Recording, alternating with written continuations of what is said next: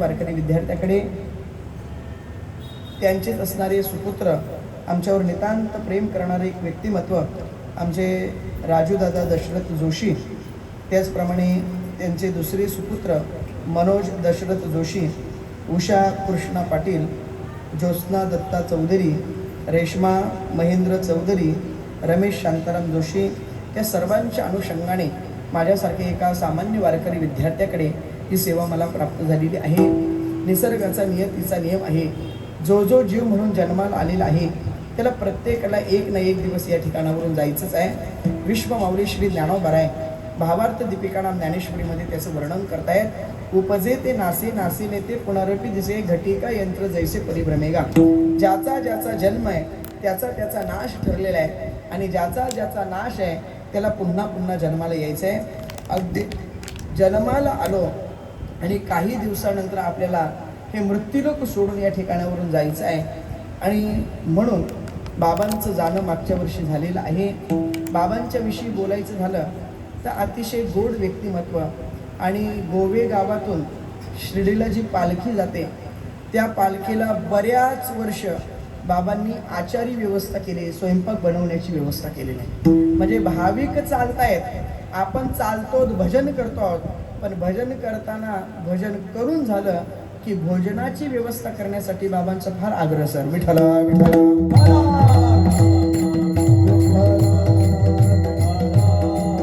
आणि हे संपूर्ण घराणं म्हणजे पालखीसाठी आपलं तन मन धनाने सहकार्य करणारी व्यक्तिमत्व. आमच्या राजूदादांचं बोलायचं झालं तर त्यांचे टेम्पूच महाराज अगदी साईबाबा त्यांच्याच रथामध्ये बसलेले असतात. इतकी साईबाबांची कृपा झालेलं हे घराणं आहे. आणि या घराण्यामधून बाबा निघून गेलेले आहेत. म्हणून त्यांच्या पश्चात काहीतरी भगवत नामचिंतन व्हावं. मागच्या वर्षी म्हणजे जवळपास 4 वर्षापूर्वी त्यांची आई गेली आणि आता मागच्या वर्षी त्यांचे वडील देखील गेले. म्हणजे आई आणि वडील हे आशीर्वादाचं छत्र या सगळ्यांच्या मस्तकावरून निघून गेलेले आहे. कारण जीवनामध्ये आई वडील फार महत्त्वाचे असतात.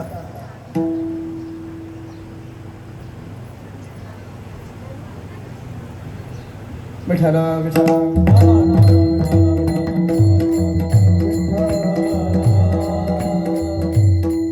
जीवनामध्ये आई वडील हे पात्र अतिशय महत्त्वाचं आहे. किती महत्त्वाचं पात्र आहे ऐका. ज्या वेळेस आपल्या आयुष्यामध्ये काहीच उपयोगाला येत नाही, वाक्य नीट ऐका, ज्या वेळेस आपल्या आयुष्यामध्ये काहीच उपयोगाला येत नाही त्यावेळेस आपल्या उपयोगाला येत असतं तो आई वडिलांचा आशीर्वाद. विठ्ठला विठ्ठला.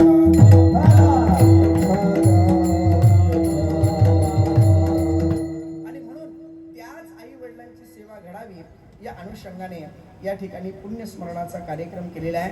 का पुण्यतिथी करावी, कोणी पुण्यतिथी करावी, या सगळ्या प्रश्नांची उत्तरं पाहायला गेलो तर श्राद्ध विधी. आज श्राद्ध म्हणजे नेमकं तरी काय. श्रद्धये दीयते इति नाम श्राद्धाः. जे श्रद्धापूर्वक अंतःकरणाने दिलं जातं त्याला श्राद्ध असं म्हणतात. मग ही पुण्यतिथी श्राद्ध विधी नेमकी कोणी कोणाची साजरी करायची असते तर ऐका. आई वडिलांची पुण्यतिथी ही मुलांनी साजरी करायची असते. मग ती किती वर्ष करावी. काही लोक 1 वर्ष करतात नंतर सोडून देतात, काही लोक 2 वर्ष करतात नंतर सोडून देतात, काही लोक 5 वर्ष करतात नंतर सोडून देतात, काही लोक 10 वर्ष आई वडिलांची पुण्यतिथी करतात नंतर सोडून देतात, काही लोक 12 वर्ष करतात म्हणजे 1 तप पूर्ण झालं की नंतर सोडून देतात. मग आई वडिलांची पुण्यतिथी करायची किती वर्ष. आमचे गुरुवर्य सांगत असतात, जोपर्यंत आपण आपल्या आई वडिलांची इस्टेट खातो, काय जोपर्यंत आपण आपल्या आई वडिलांची इस्टेट खातो तोपर्यंत आई वडिलांची पुण्यतिथी करायची असते. नाही मोठी करता येत, छोट्या प्रमाणात का होईना केली पाहिजे. विठ्ठला विठ्ठला. मग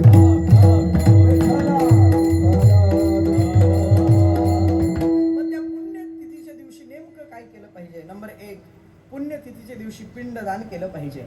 नंबर 2, पुण्यतिथीच्या दिवशी वस्त्रदान केलं पाहिजे. नंबर 3, पुण्यतिथीच्या दिवशी अन्नदान केलं पाहिजे. आणि नंबर 4, पुण्यतिथीच्या दिवशी ज्ञानदान केलं पाहिजे. या 4 दानादी क्रियेला पुण्यतिथीच्या दिवशी विशेष प्राधान्य आहे. त्याच्यातील पहिलं दान केलं पाहिजे ते पिंडदान आहे. आपण जीवन जगत असताना आपल्यावर अनेकांचे उपकार आहेत, ऋण आहेत. आपल्यावर देवाचे उपकार आहेत, आपल्यावर संतांचे उपकार आहेत, आपल्यावर श्रीगुरूंचे उपकार आहेत, आपल्यावर साधूचे उपकार आहेत, आपल्यावर समाजाचे उपकार आहेत आणि आपल्या आई वडिलांचे आपल्यावर उपकार आहेत, ऋण आहेत. मग त्या आई वडिलांच्या ऋणातून मुक्त व्हावं असं जर वाटत असेल तर काय केलं पाहिजे? तुकोबारे म्हणतात तुम्ही त्यांच्या पश्चात पिंडदान केलं पाहिजे. पिंडदान केल्यानंतर काय होतं? पितरांचे ऋण फिटले जातात. तुकोबारे स्पष्ट म्हणतात, पिंड पदावरी दिला आपुले करी माझे झाले गया वर्जन पिटले पिता.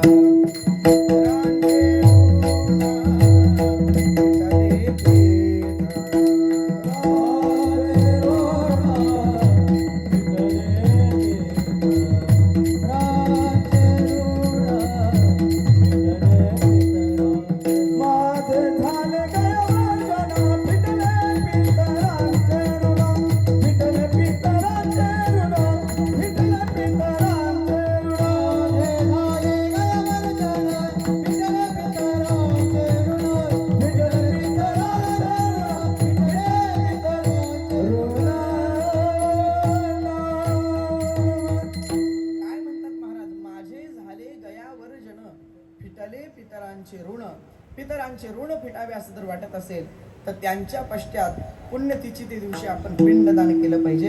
आज या ठिकाणी पिंडदानी झालं.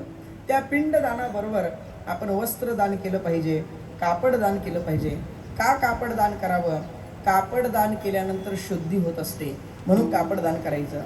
त्याच्याबरोबर अन्नदान करायचं आणि ज्ञानदान करायचं. या दोन दानाला विशेष प्राधान्य आहे. अन्नदानम परमदानम, ज्ञानदानम अथ परमदानम. अन्नदान का करायचं? ज्ञानदान का करायचं? अन्नदान हे परमदान आहे आणि ज्ञानदान हे अथ परमदान आहे. या दोन दानांनी काय घडतं ऐका. अन्नदान केल्यानंतर एखाद्या भुकेल्या व्यक्तीची क्षणभराची तृप्ती होते आणि ज्ञानदान केल्यानंतर एखाद्या अज्ञानी व्यक्तीची जीवन मरणाची तृप्ती होते. विठ्ठला विठ्ठला.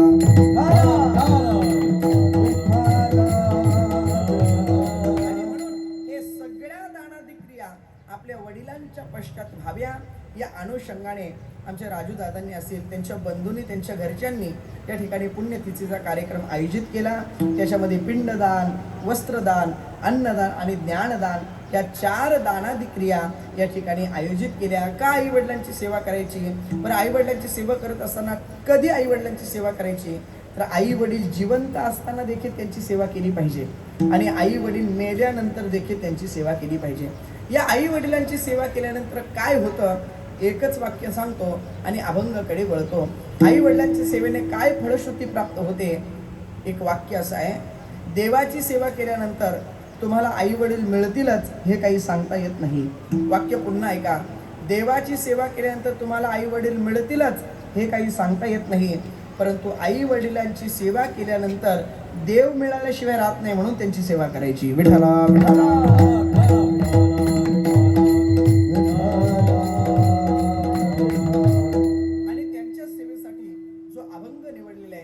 नामदेव महाराजांचा आहे. या अभंगामध्ये नामदेव महाराज तुम्हा आम्हाला आपल्या कर्तव्याच्या ठिकाणी उठवतात, तुम्हा आम्हाला आपल्या कर्तव्याच्या ठिकाणी जागवतात.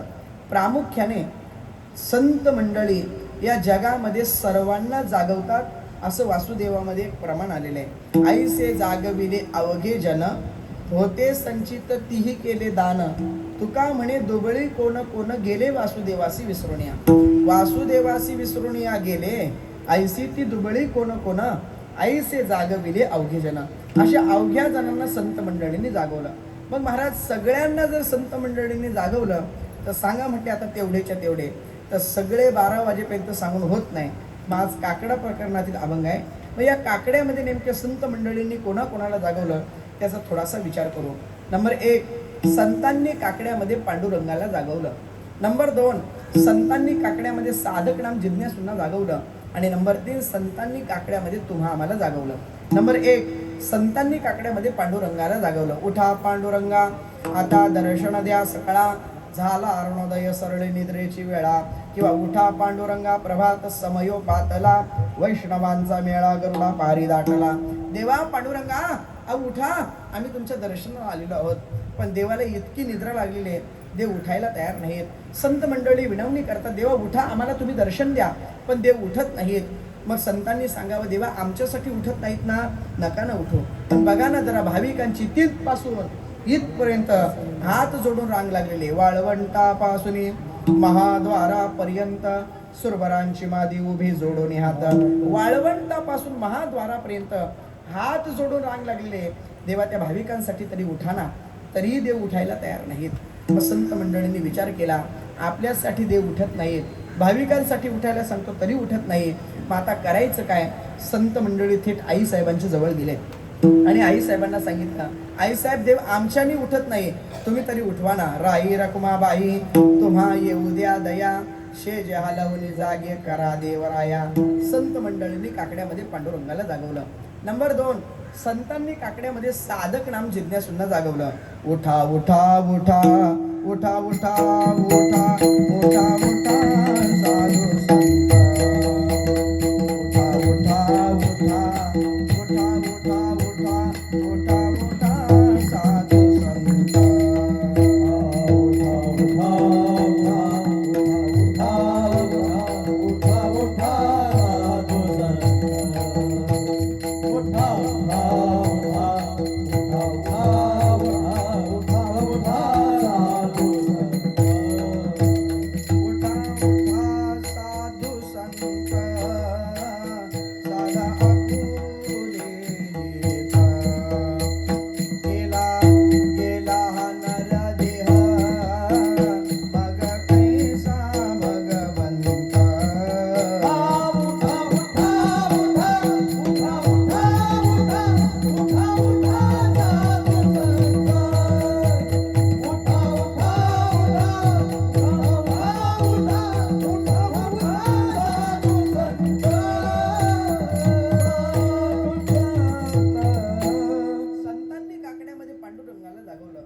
संतांनी काकड्यामध्ये साधक नाम जिज्ञासूंना जागवलं. उठा उठा साधू संत, साधा आपुले हित, गेला गेला हा नरदेह मग कैसा भगवंत. साधक नाम जिज्ञासूंना सांगितलं, तुम्ही उठा, तुमचं तुम्ही हित साधा. असं संत मंडळीने काकड्यामध्ये साधक नाम जिज्ञासूंना जागवलं. आणि त्याचप्रमाणे संत मंडळीने तुम्हा आम्हाला सुद्धा जागवलेले. जगजोगी जगजोगी जागे जाग बोलती, उडबा होय जागा. आणि अनेक पद्धतीने संत मंडळी जागवलेले, अनेकांना जागवलेले. आणि त्यातल्या त्यात तुम्हा आम्हाला जागवलं. काय विशेष पद्धतीने जागवलं ते नामदेव महाराज सेवेला घेतलेल्या अभंगाच्या पहिल्या चरणात सांगतात. उठा जागे भारे आता, उठा जागे भारे आता, मरण करा पंढरीनाथ, मरण करा पंढरीनाथ, भावे चरणी ठेवा माता, भावे चरणी ठेवा माता. दुःखवी व्यथा जन्माच्या, दुःखवी व्यथा जन्माच्या, दुःखवी व्यथा जन्माच्या, दुःखवी व्यथा जन्माच्या. काय म्हणतात नामदेव महाराज? उठा जागे भारी आता, स्मरण करा पंढरीनाथा, भावे चरणी ठेवा माथा, चुकवा व्यथा जन्माच्या. नामदेव महाराज पहिला शब्द असा वापरतात, उठा जागे व्हारे. महाराज हे आम्हाला पटत नाही. का पटत नाही? नामदेव महाराज सांगतात उठा जागे व्हारे. जर आम्ही उठलेलो नसतो, आम्ही जागे झालेलो नसतो, तर तुमच्या कीर्तनात येऊन बसलो असतो का? पण नामदेव महाराजांनी इथं असा अर्थ नाही घ्यायचा, तुम्ही झोपेतून उठा, तुम्ही झोपेतून जागे व्हा. मग नामदेव महाराजांनी इथं असा अर्थ घ्यायचा आहे, उठा जागे व्हारे या शब्दाचा अर्थ असा आहे, तुम्हाला मनुष्य देह प्राप्त झाला, मग तुम्ही आता तुमच्या कर्तव्याच्या ठिकाणी उठा, तुम्ही तुमच्या कर्तव्याच्या ठिकाणी जागा. महाराज ठीक आहे, उठा जागे व्हारे, कर्तव्याच्या ठिकाणी उठायचे असं सांगितलं, आम्हाला मान्य. पुढचा शब्द नामदेव महाराजांनी वापरला आता. हा आता शब्द नामदेव महाराजांनी का वापरला? तर या आता शब्दाचा आपण आता 2 प्रकारात अर्थ पाहू. पहिला अर्थ असा आहे, मनुष्य देह मिळण्याच्या अगोदर आपल्याला कोणता जन्म होता माहिती नाही. डुकराचा होता, लांडग्याचा होता, कोल्ह्याचा होता, का 2 तोंड्या मोंडाळ सापाचा होता माहिती नाही. पण आता मनुष्य देह प्राप्त झाला ना, मग आता कर्तव्याच्या ठिकाणी उठा, आता कर्तव्याच्या ठिकाणी जागा, असा पहिला अर्थ घ्यायचा.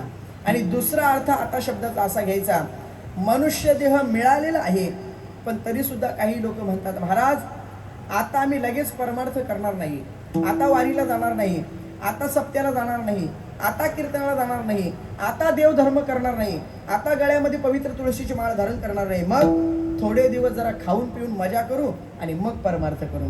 पण महाराज सांगतात, बाबांनो तुम्ही म्हणताय थोडे दिवस खाऊन पिऊन मजा करू, पण तुम्हाला माहिती आहे का तुम्ही किती दिवस जगणार आहे?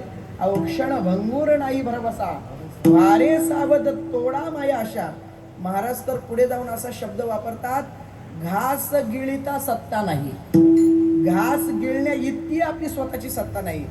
बरेच प्रसंग आपल्याला पाहायला मिळतात, कपातला चहा कपात राहतो, बशीतला चहा बशीत राहतो, केलं की गेला माणूस. मरण माणसाला कधी येईल सांगता येत नाही. म्हणून महाराज सांगतात, आता लगेच तुम्ही तुमच्या कर्तव्याच्या ठिकाणी उठा, कर्तव्याच्या ठिकाणी जागा आणि परमार्थ करा. विठ्ठला विठ्ठला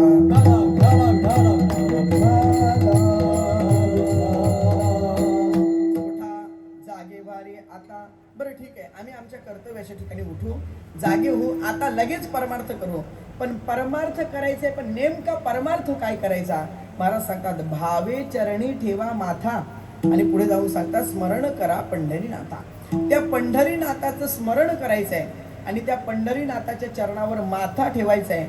पण भगवंताचं स्मरण करत असताना, भगवंताच्या चरणावर माथा ठेवत असताना नेमकं कसं ठेवलं पाहिजे?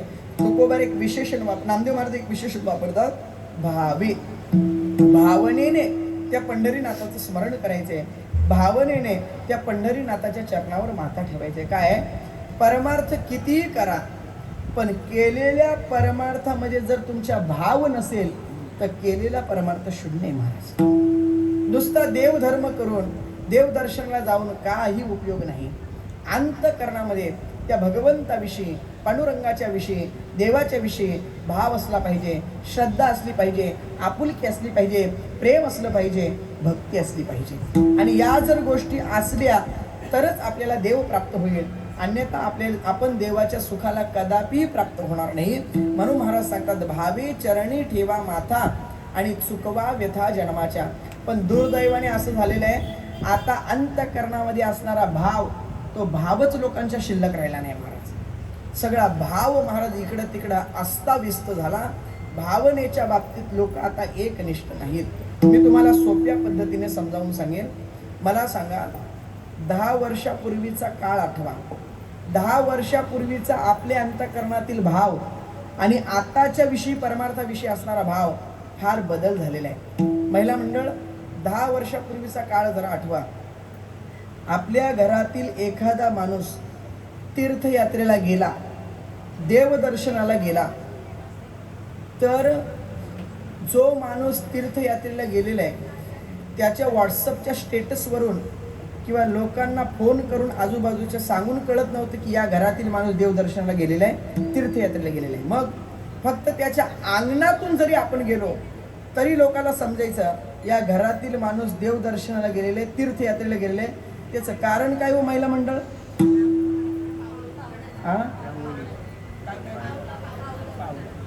कोणाची पावलं काढायची? भूतांची नाही, ती पावलं कोणाची काढायची? जो माणूस तीर्थयात्रेला गेलेला आहे त्या माणसाची पावलं त्या घरातील आजी म्हणा, आई म्हणा, त्याची बहीण म्हणा, कोणी एक स्त्री म्हणा. मग तो माणूस ज्या दिवशी तीर्थयात्रेला गेलेला आहे, देवदर्शनाला गेलेला आहे, त्या दिवसापासून, त्या पायरीपासून तर थेट अंगणापर्यंत मग ती जाणारी पावलं काढायची. आणि तो येणार आहे असं समजलं की पुन्हा येणारी पावलं काढायची. आता काढता का तुम्ही ती पावलं? आहेत आहेत आहेत. आता पावलं नाही दिसत. जो फिरायला गेले त्याच्या 4-5 चपला दिसतात तिथं. मला अंतःकरणामध्ये भाव कुठे शिल्लक आहे? का ती पावलं काढली जात होती? त्याचं कारण काय होतं नेमकं? त्याचं कारण असं होतं, आपल्या घरातील माणूस जो देवदर्शनाला गेलेला आहे, जो तीर्थयात्रेला गेलेला आहे, तो देव स्वरूप आहे, तो देवाला भेटायला गेलेला आहे, म्हणून ती देव स्वरूपाने पावलं काढली जात होती.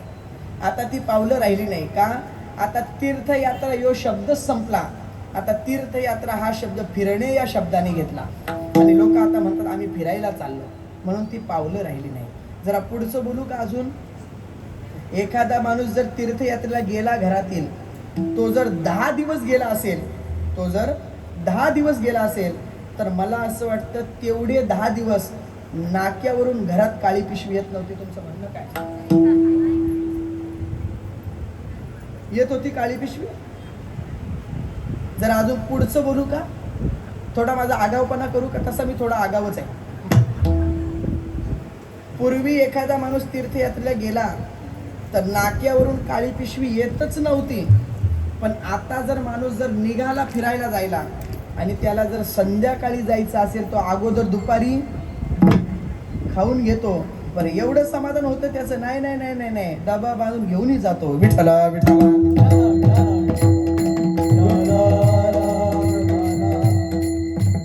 कुठं अंतःकरणामध्ये भाव कुठे आपल्या शिल्लक, परमार्थाविषयी कुठं प्रेम शिल्लक आहे? नाही नाही महाराज. म्हणून महाराज सांगतात, चरणी ठेवा माथा आणि भगवंताचं स्मरण करा पंढरीनाथा. भगवंताचं स्मरण केलं पाहिजे, भगवंताच्या चरणावर माथा ठेवला. बरं, भगवंताच्या चरणावर माथा ठेवायचं म्हटल्यानंतर तोही भावनेने ठेवला पाहिजे, श्रद्धेने ठेवला पाहिजे, आपुलकीने ठेवला पाहिजे.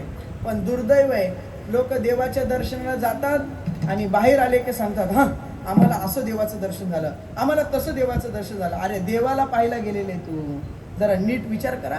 बरं, काही लोक तर अशी असतात, त्या देवाच्या दर्शनाला जातात आणि तिथं गेल्यानंतर त्या देवाच्या चरणावर डोकं ठेवलं की त्या देवाच्या चरणावर कोणीतरी वाहिलेली खडीसाखर असते, पेढा असतो, बताशा असतो. मग ते डोकं ठेवलं की तिथून पेढा उचलून आणतात आणि पेढा उचलून आला की पुन्हा बाहेर आले, आपल्या सोबत जी माणसं असतात ना त्यांना सांगतात, हे बघा मला देवाचा प्रसाद भेटला. चोट्या, तू चोरून आणलेला आहे, देवाने नाही दिला.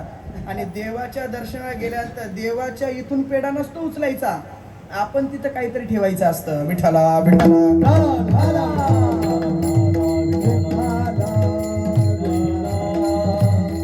महाराज सांगतात, उठा जागे भारी आता, स्मरण करा पंढरीनाथा, भावे चरणी ठेवा माथा. महाराज हे आम्ही सगळं करू, पण याच्यापासून आम्हाला फायदा काय? महाराज सांगतात, चुकवा व्यथा जन्माच्या व्यथा याच्याने चुकवता येतात. आता जन्माच्या व्यथा जर चुकवता येतात तर जन्माच्या व्यथा चुकवण्याच्या अगोदर माणसाला जन्माला यावं लागेल. मग माणसाला जन्माला काय यावं लागेल? त्याची अनेक कारणं शास्त्रामध्ये सांगितलेली आहेत. माझ्या वेळेअभावी तुम्हाला फक्त 2 कारणं सांगतो. नंबर 1, माणसाला जन्माला काय यावं लागतं? मागच्या जन्माचं जोपर्यंत कर्म शिल्लक आहे ते कर्म भोगण्यासाठी माणसाला जन्माला यावं लागतं. आणि नंबर 2, कीर्तनामध्ये बसल्या बसल्या आपण जर एकामेकाशी बोलत असू, बडबड करत असू, तर आपल्याला जन्माला यावं लागतं. माझ्याकडे दोन्ही प्रमाण आहेत. नंबर 1, मागच्या जन्माचं जोपर्यंत कर्म शिल्लक आहे ते कर्म भोगण्यासाठी माणसाला जन्माला यावं लागतं. ज्ञानोबारे ज्ञानेश्वरीमध्ये सांगतात, आगा कर्मी जै उरावे तै तिही सुखदुःखी फळावे आणि तया ते भोगावया यावे देहा एक. किंवा केले कर्म झाले त्याची भोगा आले, उपजले मेले ऐसे किती. मागच्या जन्माचं जोपर्यंत कर्म शिल्लक आहे तोपर्यंत आपल्याला जन्माला यावं लागतं. आणि नंबर 2, कीर्तनामध्ये बसल्या बसल्या कीर्तन ऐकता ऐकता आपण जर एकामेकाशी बोलत असो, बडबड करत असो, तर आपल्याला जन्माला यावंच लागतं.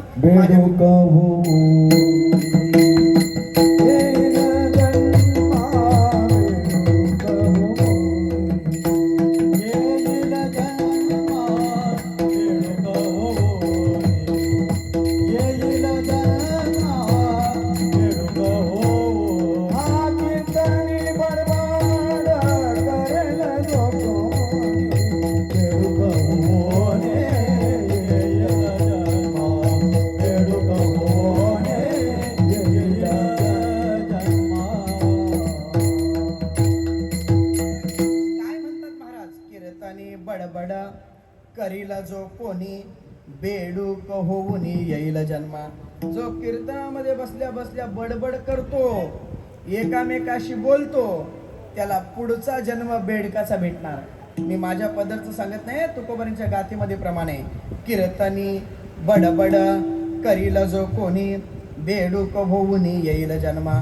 पुढचा जन्म त्याला बेडकाचाच भेटणार आणि बेडकाचा जन्म भेटल्यानंतर त्याची जर इच्छा झालीच चला आपण कीर्तनाला जाऊ तर तो तसा येणार नाही. मग ड्रॉ करतच येईल बघा. विठाला विठाला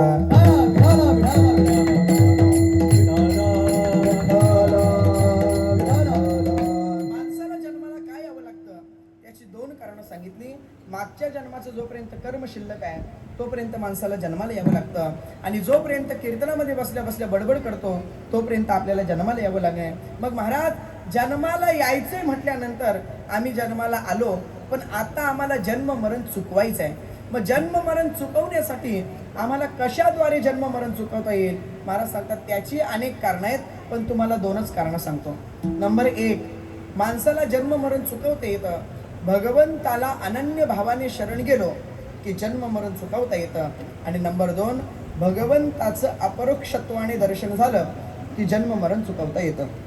नंबर 1 भगवंताला अनन्य भावाने शरण गेलो की जन्म मरण चुकवता येतं. ज्ञानोबारे ज्ञानेश्वरीमध्ये गोड वर्णन करतात. भगवान परमात्मा स्वतः आपल्या मुखातील ओवी सांगतायत आणि ज्ञानोबारे ती ज्ञानेश्वरीमध्ये लिहितायत. आणि ज्ञानोबारे म्हणतात जो मज होय अनन्य शरण त्याचे निवारी मी जन्म मरण या लागी शरणांगता शरण्य मीची एक. ज्ञानोबारे म्हणतात भगवान परमात्मा स्वतः सांगतात जो मला अनन्य भावाने शरण जातो त्याचं मी जन्म मरण चुकवतो किंवा तो हा उतरील पार भवदुस्तर नदीचा म्हणून शरण जावे सर्व भावे देवासे. भगवंताला सर्व भावाने शरण गेलो की भगवान परमात्मा या भवसागरातून आपल्याला तरुण नेतो. पहिलं कारण. आणि दुसरं कारण असं आहे आपण जन्म मरण चुकवू शकतो. भगवंताचं अपरोक्षत्वाने दर्शन झालं की जन्म मरण चुकवता येतं. तुकोबारे नाटाच्या अभंगामध्ये गोड वर्णन करतात. बरवा फळला शकून बरवा फळला शकून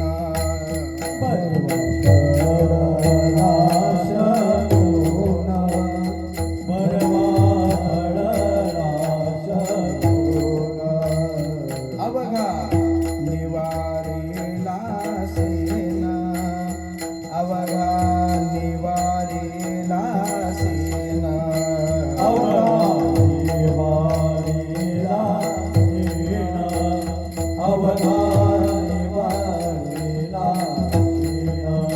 तुमचे झालिया दर्शन तुमचे झालिया दर्शन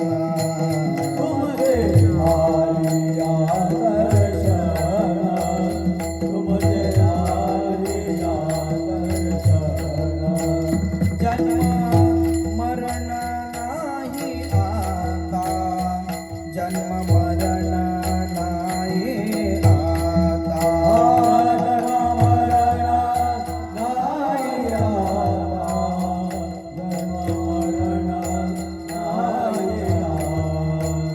जन्म मरण नाही आता नाही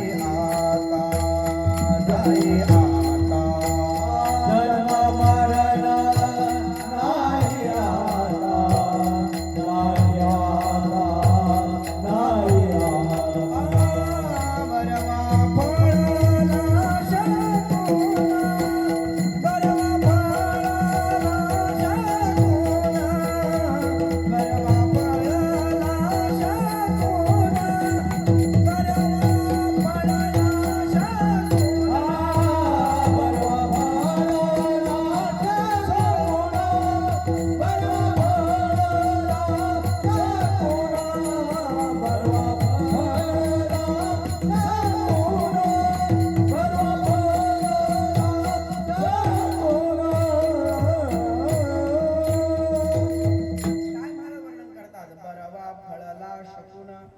अवघा निवारीला सीन तुमचे झाली या दर्शन जन्म मरण नाही आता. एकदा का भगवंताचं अपरोक्षपणे दर्शन झालं की जन्म मरण माणसाला चुकवता येतं. म्हणून महाराज सांगतात तुम्ही काय करा भगवंताची भक्ती करा भगवंताचं नामचिंतन करा त्याच्याने काय होईल. महाराज सांगतात त्याच्याने जन्म मरण चुकवता येतं. चुकवा व्यथा जन्माच्या. पण महाराज जन्म मरण कोणी चुकवावं. ज्याला संसारामध्ये दुःख आहे ज्याला संसारामध्ये संकट आहे त्रास आहे त्याने जन्म मरण चुकवावं, पण आम्हाला जन्म मरण चुकवायची गरज नाही. म्हटले का? आमच्याकडे धन भरपूर आहे, पैसा भरपूर आहे, आई वडील इष्ट मित्र स्वजन सखे नातेवाईक बायको मुलं सगळे आमच्यावर नितांत प्रेम करतात, मग आम्ही आता जन्म मरण का चुकवावं?